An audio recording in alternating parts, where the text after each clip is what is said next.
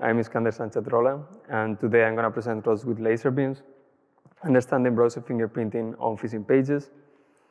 So for many years, websites had access to information exposed by the browser, such as the type and the version, the IP address, plugins, and the list of available fonts, for example.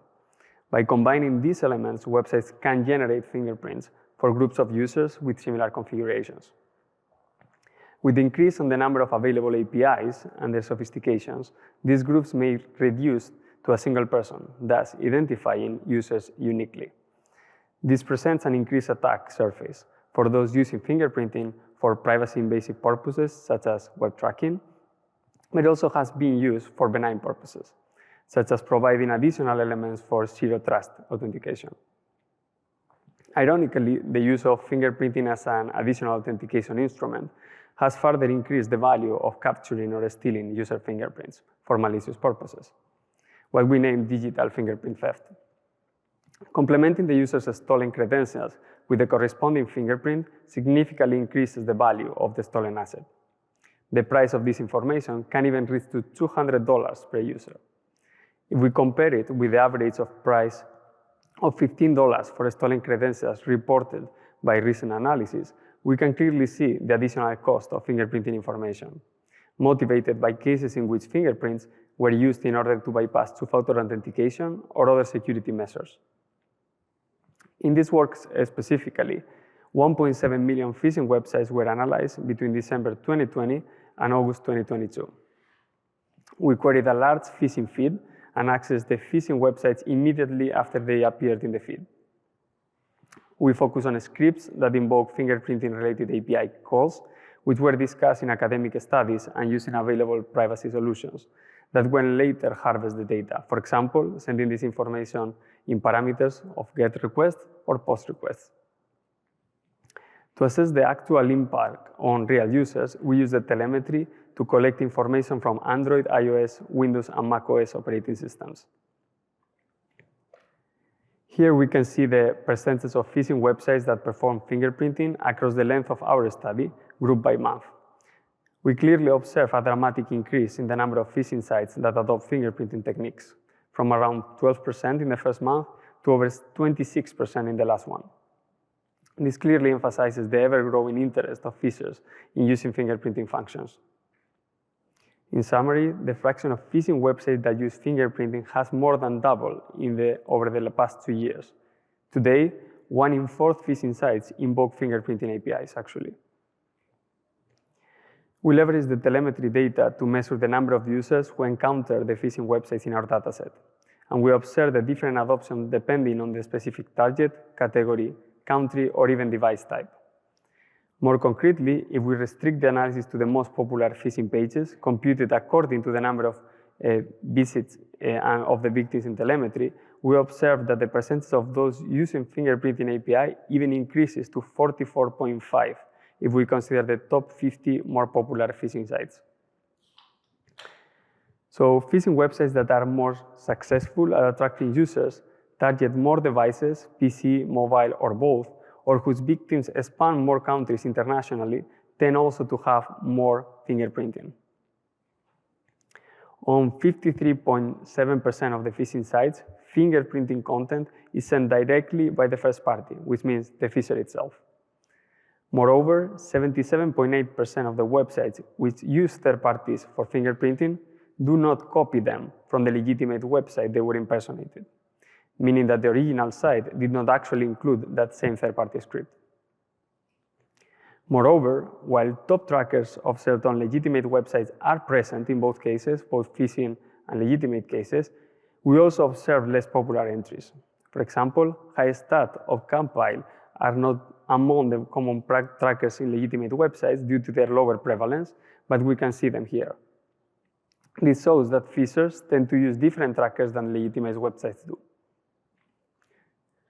Overall, 90% of the phishing websites that send or store fingerprintings compute them from newly included code, meaning not present in the target website.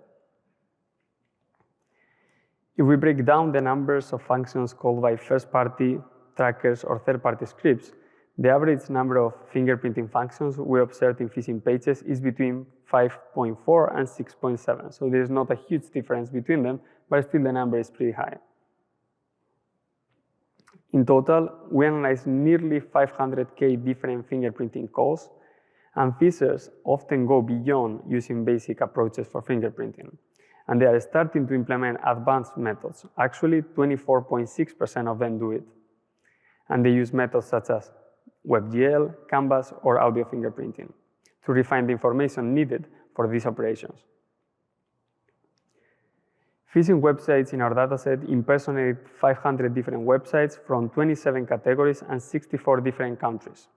But financial services, social networks, and technology internet are the most targeted categories, with between half and 3/4 adopting complex fingerprinting techniques, as the one we was describing just before.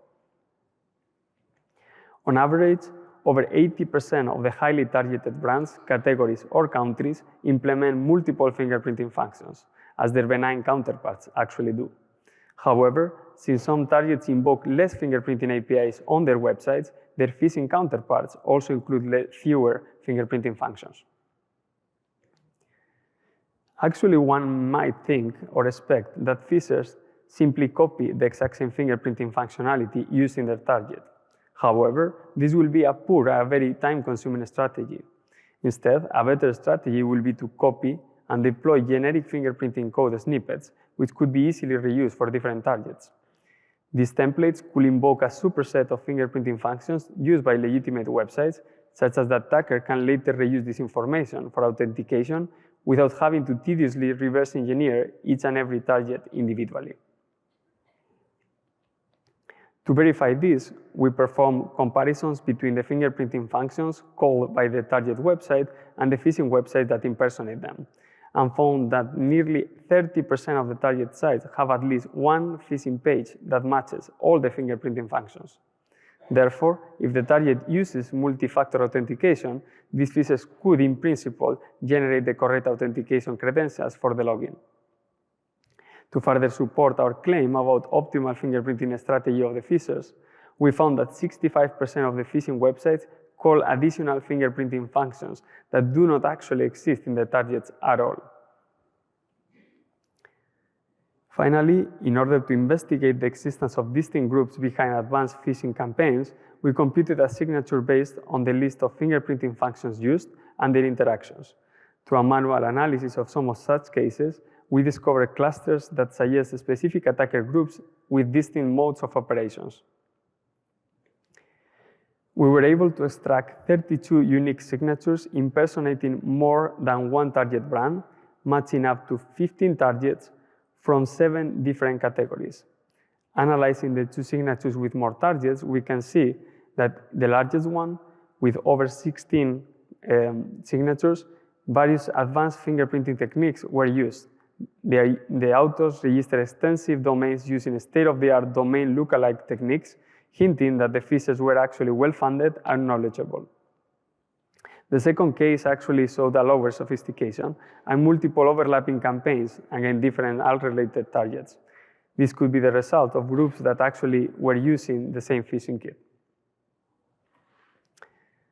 So thank you very much, and I will be happy to discuss or take any question.